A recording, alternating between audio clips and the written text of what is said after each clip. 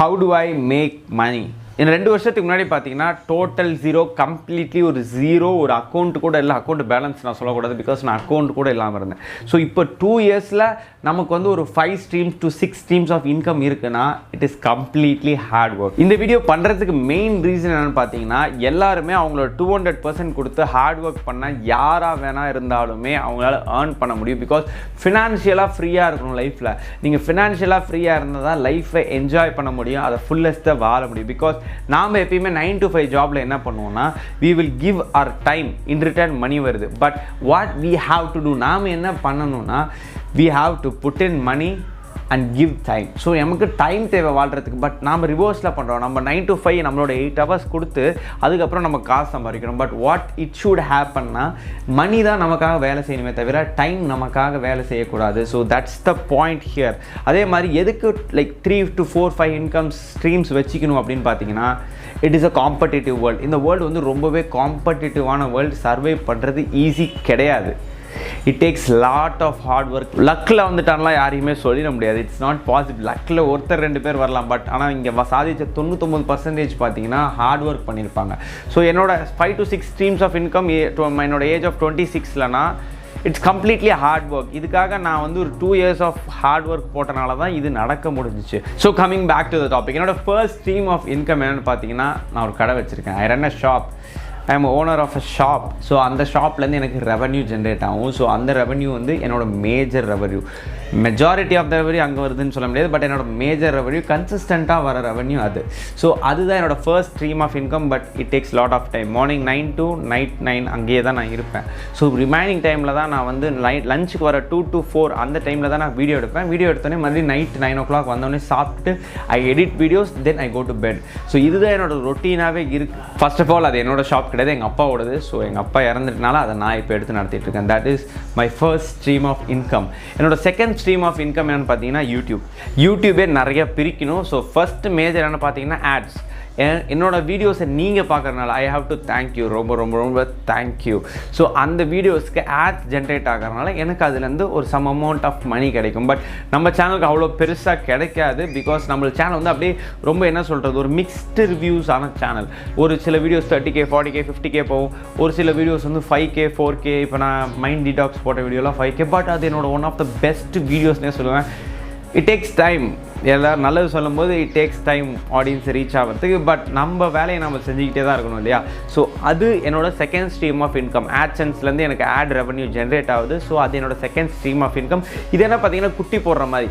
இந்த மாதத்துக்கு ஆட்ஸ் எவ்வளோ ஜென்ரேட் ஆகுதோ அதுக்கேற்ற காசு வரும். தென் அடுத்த மாதத்துக்கு அதே வீடியோவுக்கு மறுபடியும் நீங்கள் போய் பார்த்தீங்கன்னா ஆட்ஸ் வந்துச்சுன்னா I get money.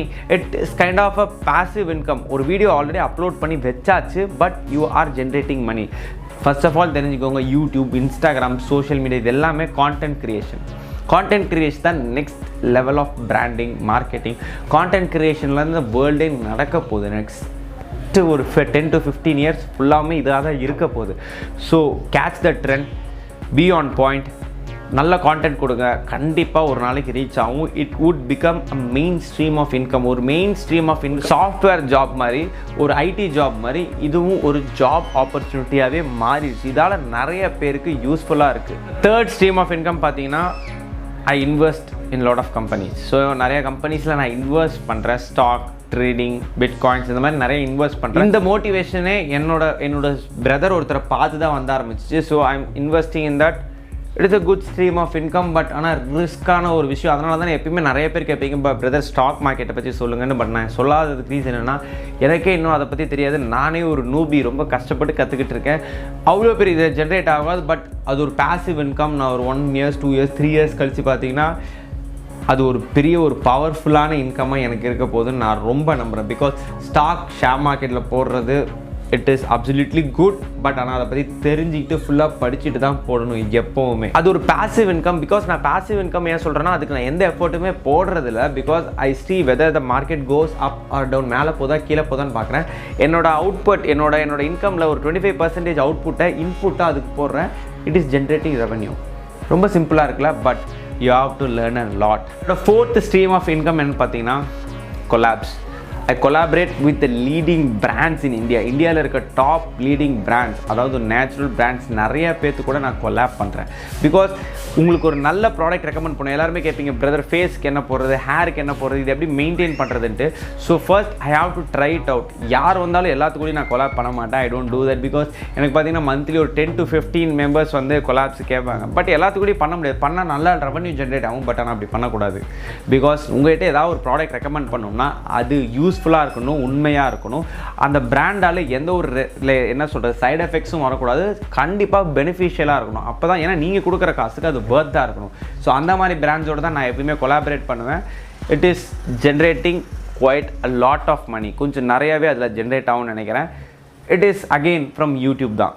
என்னோட நெக்ஸ்ட் ஸ்ட்ரீம் ஆஃப் இன்கம் எப்படின்னு பார்த்தீங்கன்னா அஃபிலியேஷன் லிங்க்ஸ். இது யார் வேணாலும் பண்ணலாம். இப்போ சொன்ன எல்லாமே யார் வேணாலும் பண்ணலாம். அவங்களோட 100% ஆஃப் ஹார்ட் ஒர்க் கொடுத்தாலே போதும். கண்டிப்பாக பொறுமையாக கன்சிஸ்டண்ட்டாக கொஞ்ச நாள் வெயிட் பண்ணாலே, வீடியோ விடாமல் போட்டாலே யூ லேர்ன் மணி. ஸோ இந்த அஃபிலியேஷன் லிங்க்ஸில் நீங்கள் வாங்குகிற ஒரு பர்ச்சேஸ்க்கும் I get some amount of money, like 10%, 15% இந்த மாதிரி மணி எனக்கு ஜென்ரேட் ஆகும். பட் அந்த ஜென்ரேட் லிங்க்கை யாராச்சும் அழுத்தி வாங்கினா தான் உங்களுக்கு முதல்ல ஜென்ரேட்டே ஆகும். So they have to trust you. உங்களை ட்ரஸ்ட் பண்ணணுன்னா நீங்கள் ரெக்கமெண்ட் பண்ணுற ப்ராடக்ட்ஸ் வந்து ரொம்ப ட்ரஸ்டபுளாக இருக்கணும். நான் இது வரைக்குமே 1 or 2 அஃபிலியேட் லிங்க்ஸ் தான் யூஸ் பண்ணியிருக்கேன். பட் அதுக்கும் எனக்கு ஒரு நல்ல ரெஸ்பான்ஸ் கொடுத்துருக்கீங்க. பிகாஸ் அது உங்களுக்கு யூஸ்ஃபுல்லாக இருக்கிறனால தான் அதை வாங்குறீங்க. உங்கள் காசுக்கு வர்த்தாக இருக்கிறனால வாங்குறீங்க. So that is another stream of income. So என்னோட லாஸ்ட் அந்த ஃபைனல் ஸ்ட்ரீம் ஆஃப் இன்கம் என்னென்னு பார்த்தீங்கன்னா என்னோட கிளாத்திங் பிராண்ட். அது என்னோடய ஸ்ட்ரீம் ஆஃப் இன்கமாக இன்னும் ஆரம்பிக்கலை. But it is gonna be என்னோட தீபாவளிக்கோ இல்லை பொங்கலுக்கோ நம்மளோட ஓன் பிராண்ட் ஸ்டார்ட் ஆக போகுது. லைக் அது ஒரு கிரேசியான ஒரு தாட். நானே என்னோடய ஓன் பிராண்ட் ஸ்டார்ட் பண்ணணுன்ட்டு. ரெகுலராக இருக்கிறது எதுவுமே இருக்கக்கூடாது. ஸோ கம்ப்ளீட்லி டிஃப்ரெண்ட்டாக சூப்பராக இருக்கணும். மென் அப்பீரியலுக்காக நிறைய ஹார்ட் ஒர்க் பண்ணியிருக்கேன். இதுக்காக என்னோடய மொத்த காசு இன்வெஸ்ட் பண்ணி அதுக்கு ஒர்க் பண்ணிகிட்ருக்கேன். ஸோ அதில் ஒரு நல்ல எப்படி சொல்கிறது நல்ல அவுட்புட் வரணும்னு நான் நினைக்கிறேன். ஸோ அது என்னோட ஒரு ஸ்ட்ரீம் ஆஃப் இன்கம்.